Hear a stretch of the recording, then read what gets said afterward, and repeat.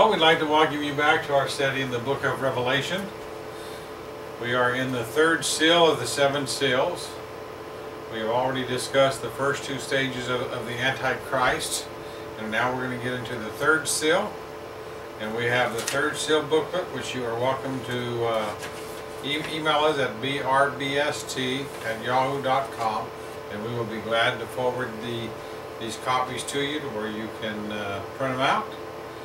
And what we have talked about before is the fact on how chapters 6 through 11 gives us the heavenly vision that John saw, and then chapters 13 through 19 give us the earthly manifestation. And we've been seeing this in the first two seals, and we're going to continue now with the third seal. It says, "And when he had opened the third seal, I heard the third beast say, 'Come and see.' And I beheld, and lo, a black horse, and he that sat on him had a pair of balances in his hand.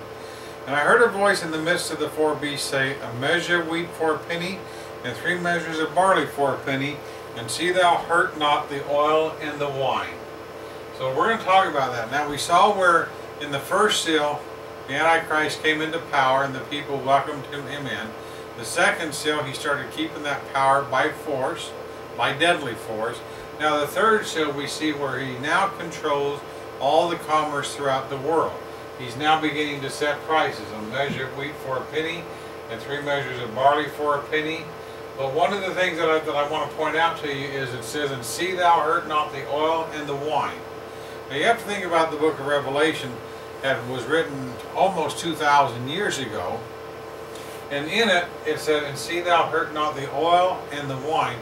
I don't know if John realized that oil would be the life support system of the world economy like it is now.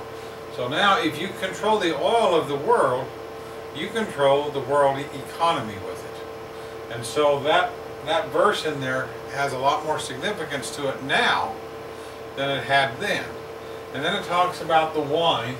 So it's like and wine is something that you can, say, mess up a person's mind with it, control their thoughts with it.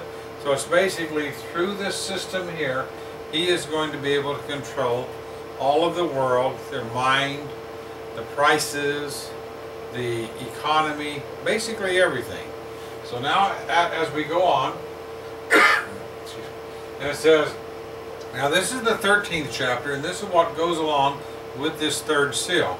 It says, "And he causeth all, both small and great, rich and poor, free and bond, to receive a mark in their right hand or in their foreheads, and that no man might buy or sell, save he that had the mark, or the name of the beast, or the number of his name." So let's talk about that now. It says, "He causeth all, both small and great, rich and poor, free and bond, to receive a mark in their right hand or in their foreheads." As I had a minister tell me one time, he said you could liken that into the right hand is the physical work you do. So they have to work for this system, or in their forehead, which means it controls their thought patterns. But it says, "In that no man might buy or sell, save he that had the mark, or the name of the beast, or the number of his name." Now some people say that's almost a little far-fetched, but you think about something right now. If you go to Walmart and you buy something, you have to have this. It's called money, or a credit card, which is backed up by money, or so on. So that even now, that if you do not participate in the system of the government right now, you're kind of left out of the loop of things. As you can't go to Walmart and say, "Okay, I need a couch, so I'll give you 42 chickens for it." They don't deal in that way anymore. Everything now is this monetary system. And the monetary system that is coming is going to be a worldwide monetary system that everyone's going to have to accept this as their standard. Even our money now at one time was gold standard, and then after that they cut it down to a silver standard. Now it's a Federal Reserve note, which all that means is it's only worth what we say that it is worth. So even the world economies can collapse now so fast and so easy because they really don't have anything backing them up. It's just what they say that it is. So right now, even if you don't participate in that system, with wherever you happen to live, whether you're in Europe and you have to follow the euro, in China, you have to have a yen, whatever. If you do not follow your nation's currency, then you have to, then it becomes actually very tough for you. So this type of a system, now if they're showing different scanners and this and that and so on, and I know right now you can't hardly buy a product without all those barcodes on it. If you go to a store nowadays and the power goes out, they won't even sell you anything anymore because they can't scan it. Everything has become so computerized and so reliant upon this number that they almost become paralyzed if they don't have power. Let's go to the next deal. And it says, chapter 13, the verse 18 says, "Here is wisdom. Let him that hath understanding count the number of the beast, for it is the number of a man, and his number is 666. As we have heard all of our lives, 666. Oh, that's scary. And a lot of people say, oh, well, you know, that's going to be so obvious. But that isn't what this verse says. It says, here is wisdom. Meaning you're going to have to think about this. Let him that hath understanding count the number of the beast. So it's not a matter of, oh, you see 666, that must be the mark of the beast. It is something you're going to have to put a thought pattern to and try to figure it out. It's not going to be obvious. Satan is not obvious when he tries to deceive everyone. He tries to make it as similar to something else as he possibly can. So it says, it is the number of a man, and his number is 666.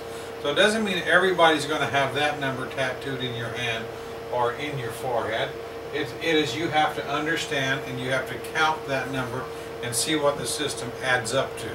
So it's a matter of taking forethought and looking and being prepared and being ready to watch for all these things that are coming up. Because when it comes up, it's not going to be blatantly obvious. You're not going to see a 666. But it is going to be a system, and it is going to be a system that if you don't take it, you may starve, you may not be able to buy anything. It is something that we must be very much aware of. And this comes in at the height of his power.